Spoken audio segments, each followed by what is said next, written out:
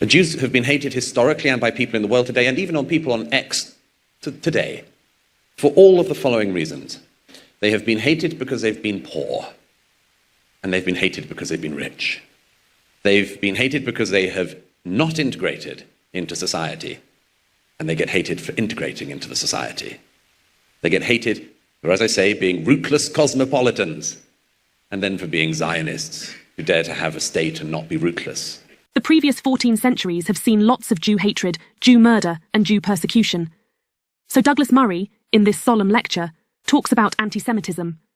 After the nature of the October the 7th attacks became clear, I said that there are some times in your life when a flare goes up and you can see everybody exactly where they are. Everyone is caught exactly where they're standing. I thought that in part because I was in New York on the 7th, and the next day, the 8th, there was a protest immediately planned in Times Square. Now pay attention to this astonishing fact. It wasn't a protest in support of the Israelis who had already been massacred. It wasn't even a protest against, war. It was a protest in favor of the ongoing massacres, where people were waving banners, celebrating atrocities which were still going on. If what Douglas said is true, and, unfortunately, it seems to be the case, then the world is really messed up. I mean, what's there to jubilate about that thousands of people were killed in a concert and many others held hostage? So many people are focused on the women and children and the importance of releasing them, and that is important. But there is also no crime in being a young man of 21 at a dance party. And there's no crime in being a 70-year-old grandfather who hoped to spend Simchat Torah with his grandchildren. But all the time, the sympathy went the other way. The protests on the campuses not only fell straight into the Palestinian side, but fell straight into the Hamas side. That's interesting, isn't it? Especially when you note that Hamas was the first to launch an attack on Israel. It all boils down to one thing, which is anti-Semitism. Anti-Semitism is always a means rather than an end. It is a measure of the contradictions yet to be resolved. It is a mirror for the failings of individuals, social structures, and state systems. Tell me what you accuse the Jews of, and I'll tell you what you're guilty of. All right, let's further define what anti-Semitism means. Anti-Semitism is hatred, prejudice, or discrimination against Jewish people simply because they are Jewish. It has been present for centuries and has taken many forms, from spreading harmful stereotypes and excluding Jews from certain jobs or places to violent attacks and mass killings. This bigotry has caused immense suffering for Jewish communities throughout history and continues to be a serious issue today. If Israel is not allowed to fight a war of self-defense in order to recapture its stolen civilians, then down the road, neither will a country like this one or a country like mine. If it's deemed unacceptable to want to reclaim your citizens and want to punish people who wish to destroy you, then we are all going to be in a great deal of trouble next. Douglas is absolutely right. For those saying Israel shouldn't defend itself and rescue its kidnapped citizens, I wonder what they would say if they faced the same dilemma in the future. Here's the thing. Every nation must have the right to protect its people and punish those who seek to harm them. If you do the math, the equivalent of the 7th would be somewhere in the region of 3,000 Dutch civilians being killed in one day, and some 700 stolen into captivity. I think very highly of this country, but I would like to think that if that happened here, your country and your government would not sit back with equanimity and simply allow that not to be responded to. Again, Douglas is spot on. Imagine if terrorist groups attacked your country and roughly 3,000 people were put in harm's way. How would you want the government of your country to respond? Wouldn't you want them to hit back? And if there were an organization or an entity anywhere in the world so mad as to want the destruction and murder of the entire population of this country, I would expect you to have not just the world's sympathy, but the world's support if you decided that that was something you could not live with. And that's why I think that the ability of Israel to fight wars is also the ability of our own to fight wars. This cannot be overemphasized, really. If we deem it unacceptable for a country to reclaim its citizens and defend itself, then we set a dangerous precedent.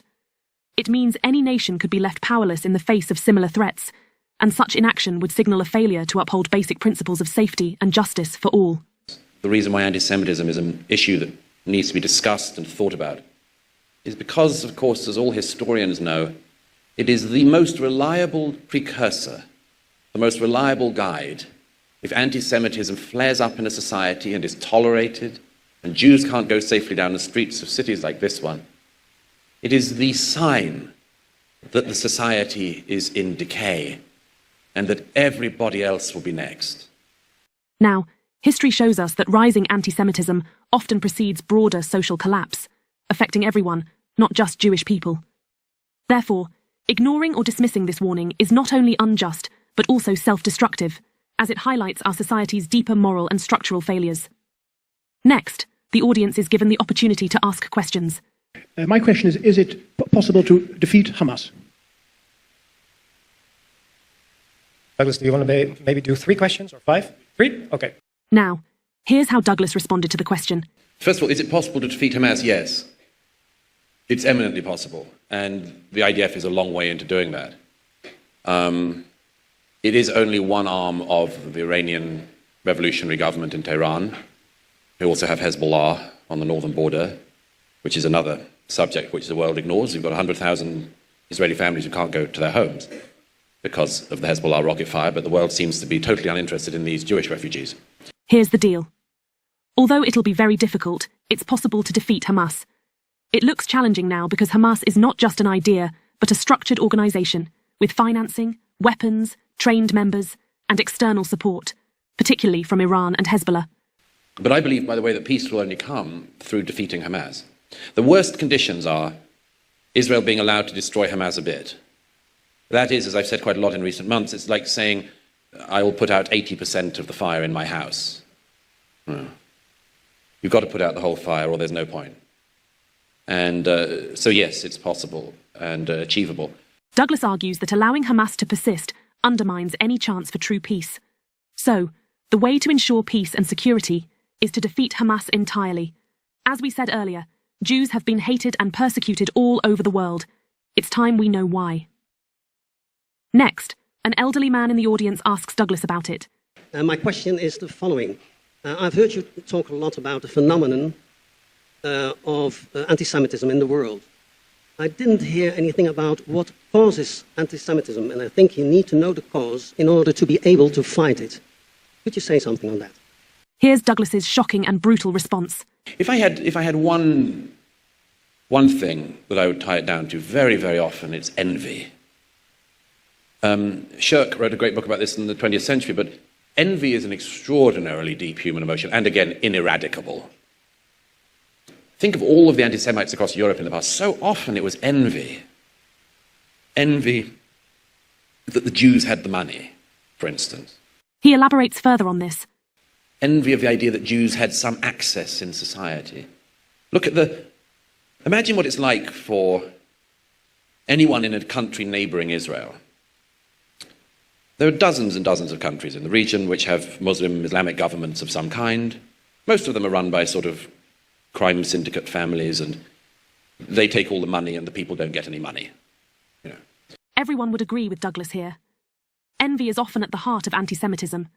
Many who resent the Jews do so for their perceived success and influence in society, such as financial stability or societal advancements. This country with no oil and no water goes on to be this magnificent success story in the Middle East.